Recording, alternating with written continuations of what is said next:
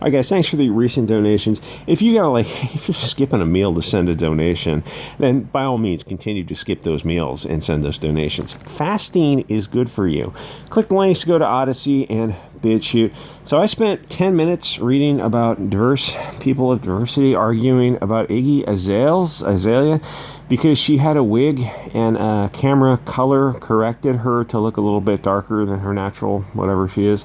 So people from different backgrounds argued very vehemently for a long time in detail about problematic something or something or something. A lot of words. They used a lot of words. Here is part of the insanity. She dyed her hair. She wore a dark wig for a video shoot, and that is problematic. What the fuck does that mean? Because it looks like a wig that other women strap to their heads so they can look like other women. They buy the wigs from women in India. So when one group of American women buy wigs to look like Indian women, they now have established ownership over the Indian woman's hair that they duct tape to their heads. How does that work? I don't know. So Iggy has a music video about male strippers or something. Why is it acceptable to degrade men as sex objects any more than women? Because it's not exploitation when we do it, bigot.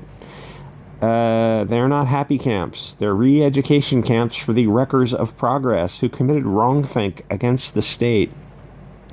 We had to kill everyone in the village, burn it to the ground, then summon a demon to haunt it, but we liberated it. From what? From life. This is one interesting thing I talked about last night. I see people do this thing about, they do this conflation thing where they say our history. It's not my history. I'm absolutely rejecting that concept of our history. It's a history of the people who were actually involved in whatever they were involved in. I just live here. It's not my history. I mean, you can argue it from many viewpoints of being like a later immigrant versus an original American, but most of us just don't have that history in America. And really, even if you do, it's the history of the people who were involved in the actions of whatever they did, fighting whatever wars. It's not our American shared history. It's like, this is just a place. I think we need to get away from that, taking blame for what other people did. So the writer of this comic has a name that he shares with a shitlord who actually sounds like a really funny dude who is doing time for shitposting on Telegram. First of all, a little word of advice to our guys. Don't threaten or otherwise advocate illegal conduct ever.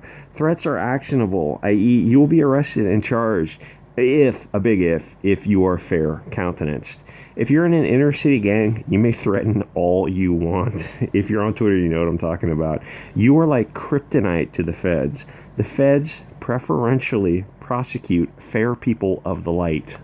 So pretend everything that you write is going to be read before a jury that hates you, the ADL that definitely hates you, BuzzFeed, and a far-left communist anti-white judge.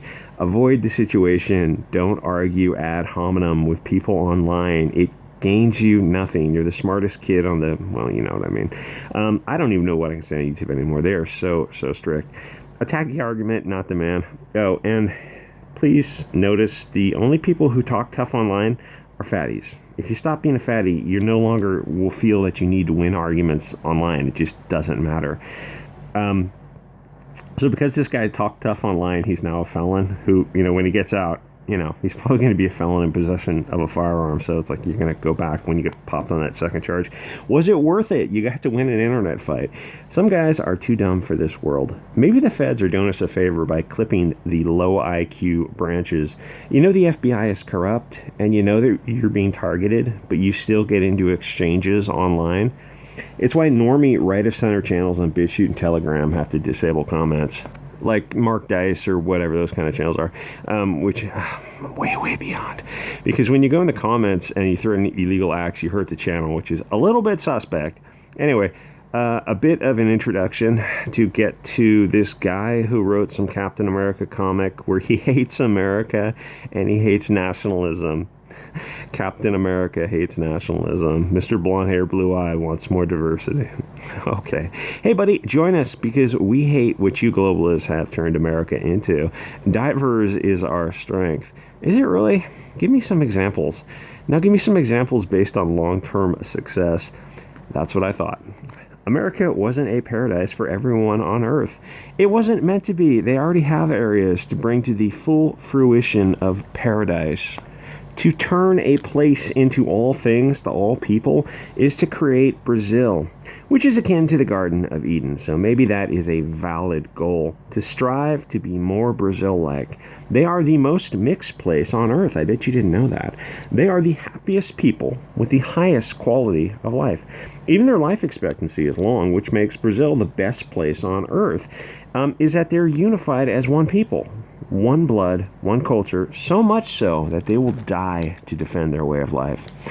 Brazil is the shining city on the hill, the country we all aspire to reach. That's why the phrase, the Brazilian dream, is known worldwide. It's only the separation of all these conflicting elements that bring them together. Constant strife builds a unified people who become stronger together because of their discontinuity and friction that drives them apart. It's actually their strength. Admittedly, not in this space-time reality that we inhabit, but since we are merely living in the shadows of interplay of higher dimensions, it's reasonable to assume that in those higher ideal dimensions, things are the paradise that I described. Think of it as the whetstone and blade. Here we see the grinding, but in the ideal higher multiverse, they get a nice sharp blade. So what can I say about Captain America? It would be better written by the shitlord who's currently serving 3.5 years in prison. That's just a political crime, really. It would sell more issues. Marvel Comics is controlled by filthy people who hate you and this Weimar commercial zone that used to be America. Let me be clear here. They literally hate you based on your country of origin and probably your sexuality. Well, maybe for some of you. They are the bad guys. They have been the bad guys all along. They were the bad guys in 1918. They still are. They were just waiting until the time is right. And actually, if you interpret the comic one way, it's very, very based. He is literally saying that America was better pre-1960s, that nationalism and tribal in-group preference is the only way to build a nation, because trying to mix conflicting elements builds a low-trust combination of people, which is exactly what we have been experiencing since the 1960s. Basically conflict along ideological and tribal association lines. The writer is saying how a borderless country isn't a country. It's nothing. It's ultimately just an economic zone controlled by billionaire banks, big tech, and media companies. What is America? It's not one tribe of people. It's not one religion. It's not a constitution, because that's just a piece of paper that an increasing part of the country hate. When they have the votes in a few years, they're just going to delete it as hate speech. It's just a piece of paper without the people who made it possible. Liberia has the United States Constitution. How well is that working out for? Oh, it's a paradise on earth. My bad. So what is America? Now, in its purest state, it's a debt slave farm economic zone for the wealthy. If you try to change something to please all people, you will get a chimera that can't do anything. Some of the lower level useful idiots on the left actually do mean well, but they are conflicting arguments from emotion, not logic. A place without borders to entry or exit doesn't magically make the bordering countries have the same rules. Without a nation of one people, the wealthiest man or tribe is going to rule. There is zero protection for individual liberty in Zuckerberg America. The only goal of the consumer citizen is to feed money to the billionaires. There are no rights except what the banks and big tech grant you. If Chase Bank, Bank of America, Wells Fargo, or the other financial institutions, PayPal, Patreon, all that kind of stuff, decide to unperson you, you're going to be homeless.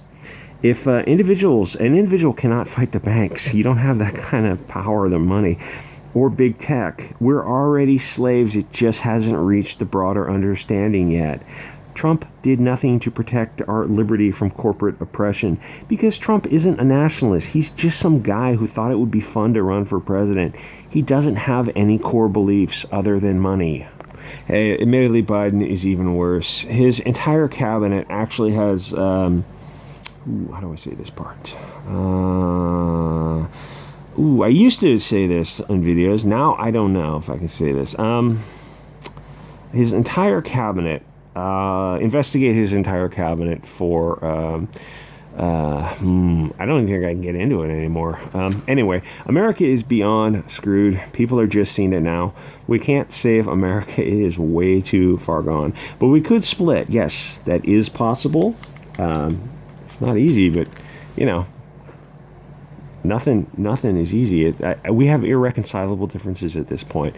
Take some areas and move people out of one area, and after legally processed, don't swap me, bro, and move other people into that area.